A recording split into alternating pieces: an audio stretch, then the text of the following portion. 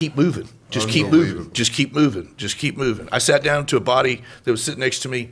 I got my brother from another mother here, you know. All good in the hood. Yes, sir. Yeah. They didn't. Now, they had no chance. You've seen some shit on the mountain. Mm-hmm. And tell us the story, because I've heard it now like 3 times, but I want to hear it from you, of when you went up the mountain time by yourself and one of your oxygen tanks wasn't working, and what went down and what was going on that day. It was 2008, and I was up there this was the 3rd time I'd been up there. So I kind of knew what the score was. I thought, basically what happened though, I was trying to do the fastest ascent of Everest. And my goal was to be like less than 10 hours from the base of the route to the summit. So I took off in the afternoon. A friend of mine said, hey, on the radio, you should go now. All right, I'm going now.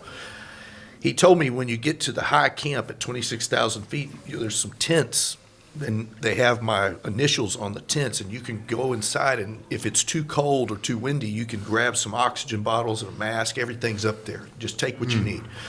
So by the time I got up there, it was dark. The wind was just blasting me, just hammering me, and it's cold.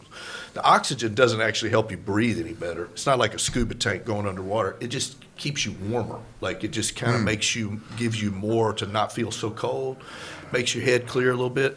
So I grabbed some bottles. I grabbed 2, hooked one up, put it on, put the mask on, started going up, put the extra one in there.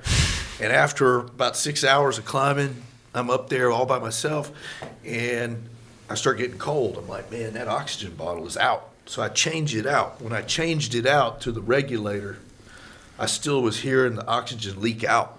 So I knew that the bottle didn't fit the regulator. So that was my mistake, was at the tent, I didn't check that both of them fit.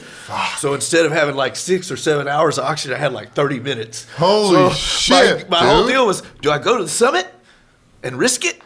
Or do I just go back down and be safe? Well, I went to the summit, of course. And as I'm taking the last few steps to the top, I start getting cold again. I'm like, damn it. I'm out of oxygen at the tallest point on the planet. So I just started kind of running down, like just making my way down. And I ran into a few dead bodies that I had conversations with because I was hallucinating and everything. But eventually I dragged myself to that high camp and got some more oxygen, put it on, got all the way down. But I did get to the summit in 9.5 hours. Whoa. Still a world record. You have to have tough psychological fortitude. Yeah. It was just like, keep moving. Just keep moving. Just keep moving. Just keep moving. I sat down to a body that was sitting next to me, and I started chatting him up. And after a while, I'm like, man, this guy's dead. He's been dead for a long time. Yeah, he was just like a frozen dude with these blue gloves. And I was just sitting there, and I'm like, man, if I don't get out of here, I'm going to be this guy. Yeah. Well, that's crazy to think about it. That's like unbelievable. It all has to do with your willingness to die. Yeah. What are you willing to risk? Yeah. I was willing to risk a lot, all the time, for a long time. Still? Like I was boxing, I was that way. I was willing to risk a lot. Yeah. Yeah. Kind of risk it all to get to the biggest show, to do the biggest thing. You make what you do in a strange, no matter what it is, you make it kind of noble. A noble cause. Yeah. I agree with that grand. Very much. Yeah, you make it a noble cause.